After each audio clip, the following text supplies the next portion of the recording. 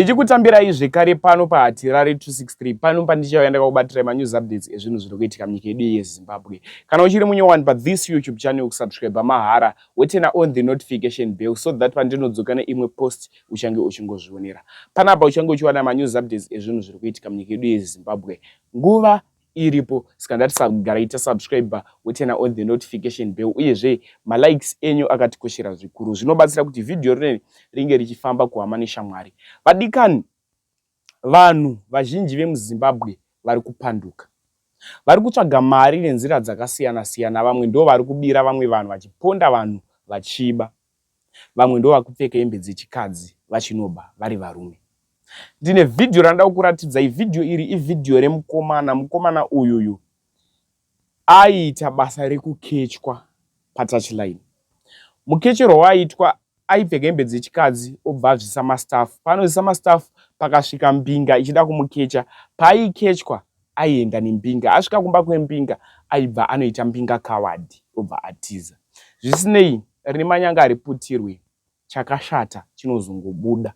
Hakuna chinhu chisingabude pachena. Chitsotsi chese chinozongobuda pachena nekufamba kwenguva. Akabatwa. Zvabatwa kudaro kutaura kuno kwari mumaoko emapurisa ari kutaura kuti hanzi inini ndiri kunyeperwa nandichitongozvifambirawo asika anga nehembe dzechikadzi ende munhu anga atokechwa. Toda kukuisirai video. Wapedza kuona video taura zvaunofunga mucomment section kuti anodhizevha makore mangani mujeri. Ingave nhamo here inotuma munhu kuti apfeke hembe dzechikadzi achienda patouchline. Wakamboitambwawo here, wakamboitwawo here. Kune vamwe vanenge vakazviita vanozongonyara kuti taurira kuti Hatirari ndakatomboitwawo.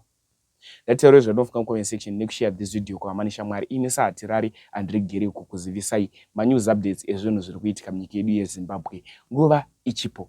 Much love. Ndationei this video.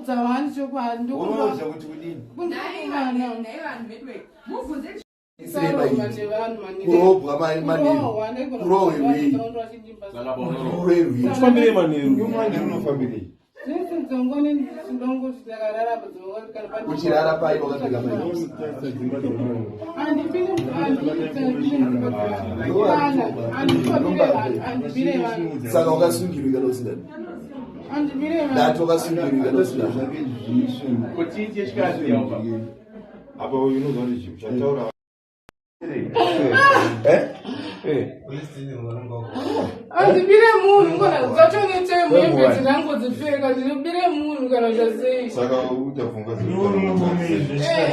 saka munosibetserwa ndakafika saka ndinkomana iwe uri murume kuzvichikadzi zvona pandaifamba semurume kana ndikuimba ndaura Mbavha saka unogona kutsotsa andangoti ndisaure nazo chavhuwa aitose regerere vanhu vamwari hangu ndikumbira kuregerera vanhu vani unopigira chiripi rivo kukunzoko kupana wapinda sei unopandaita nehembe dzangu unoti akatozviripedza autotaura ngemunhu kana ndozoenda kubva ndikura nekudakana saka ndozvachiri kushura nakati vachiri kushura tasawo ndiri mukomana vatamautasiri kumukora bozvichandambuka kai tinokuisa mahips ako ungafambe wadi wafamba maskati ndosifamba maskati kunhasi wadi wafamba maskati apo zvaitika ndabva ukumanera nandosikana kuoneka taura kuti imubhegi ngake muneko bhegi dzako muneko garapasi nei